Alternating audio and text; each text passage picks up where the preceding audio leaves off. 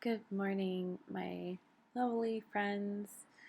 I am sorry I didn't record the first part of this drawing. I was unable to only because of the week that I was having and the kids were home, so it was pretty loud and pretty um what's the word for what I'm looking for? It was a lot of commotion. I couldn't focus on recording and taking care of the kids at the same time. So, this is the flower vase that I wanted to explore. I don't do a lot of figures in the sense that it's a vase or it's an object that's not technically a flower or nature. I had pretty bad experiences when I would be in art class and I just didn't get the proportion right, or I didn't um, the shadowing is off. So I wanted to explore that again with this drawing. And there is a vase, there is a tablecloth. I don't know if I will play with texture with this one, only because the texture is very, very small and it's not something that I want to really touch on right now. So right now I am outlining all the flowers that will be the main focus of this one. There are tomatoes, vines, um, there are poppies in this one, and there's a hydrangea. Um, I'm not entirely sure if I'll play with hydrangea. I think I'm going to omit that one from this drawing and try to make something else in that space. So yeah, so here I am outlining all of the vines and all the petals, and you can tell that I already did a couple of the tomatoes, and that was pretty hard only because shading in all of that space. This paper is not exactly the best for color pencil. I didn't have time to go and research when I was at a store if this was the best one, and I'm very limited to paper here in Washington, so I'm hoping this one comes out fine. So yeah, enjoy the process. I will come back on later and talk about what I'm doing next.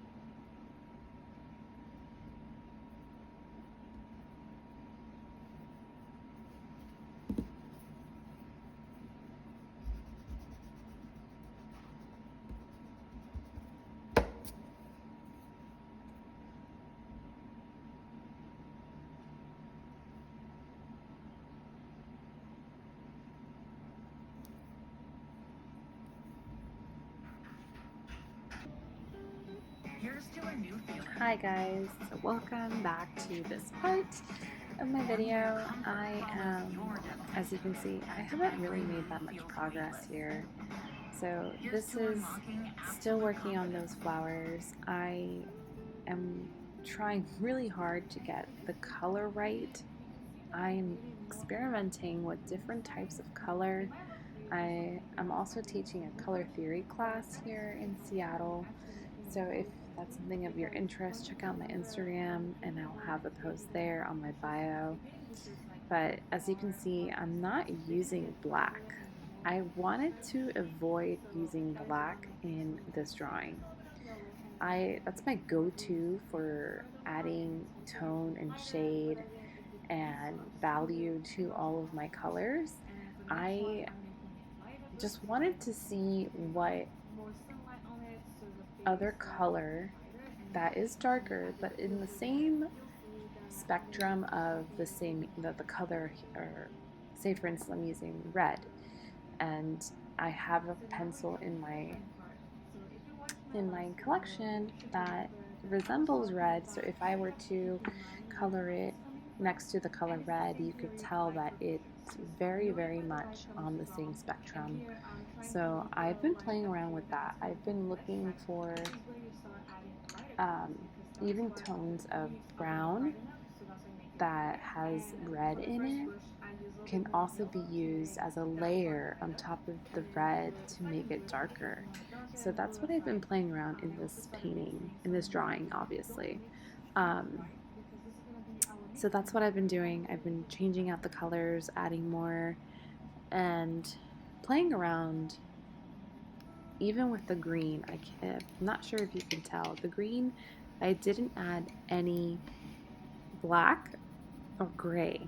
I just used a really dark indigo, and I actually have the color right here. It's a blue indigo, and it's pretty dark when applied on top of the, let me see, what color am I using? The chromium green opaque, and I got this beautiful dark shade in the green. So that is what I've been experimenting on this painting, and I have more to come.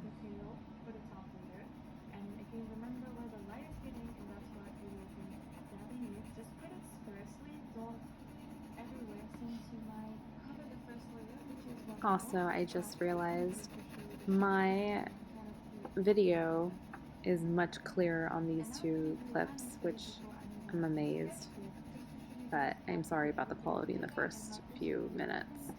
So next I'm going to show you the colors I'm using to do my poppy, and you see there's no black, there's no gray. I'm just going to experiment with these types of colors and try to get what I am seeing from the photos that I have as reference. And right now I'm going in with the light shade of red, which is called rose, and some people call it pink, but technically pink is a shade of red. So that's where I'm going with my terms here. And then I'm also using another shade. It's called Rosy Beige, which is also a shade of red, just with more black or more gray in that one. And then I have my sable color for a yellow tone, and I have the dark Naples orchid. I can't pronounce that. And I also have a deep yellow. And this is the only time I'm actually using white. I will go over the whole poppy with white just to blend in all the colors to make it more saturated. So I'm going in very lightly. I'm not pressing hard on the paper. I'm just adding a little bit of color just to have some difference between the white paper and the actual flower that I am coloring. And that was very important to me for this painting, to make sure that I can play around and not have to use grays, not have to use blacks or even whites in that matter, because you can get a colored pencil and say it's white, but it actually is not the same white that you have on your paper. So that's something I've been playing around with. Like the one that I'm using, they both say white, the color pencils. So yeah. And this drawing is probably going to take me forever. So if I post another video on YouTube about it, you will know. But this is basically a work in progress, and there'll be more updates about it on Instagram or even on Patreon, which I am currently trying to build an audience there. So if you want to hop on to my Patreon, that would be awesome, and you get free goodies as you sign on. So this is it for this video because this painting is taking forever, and I'm not sure if I'll ever finish to make a full video. But I hope you enjoyed my tips. I hope you enjoyed what I was saying, and yeah, have a great spring break.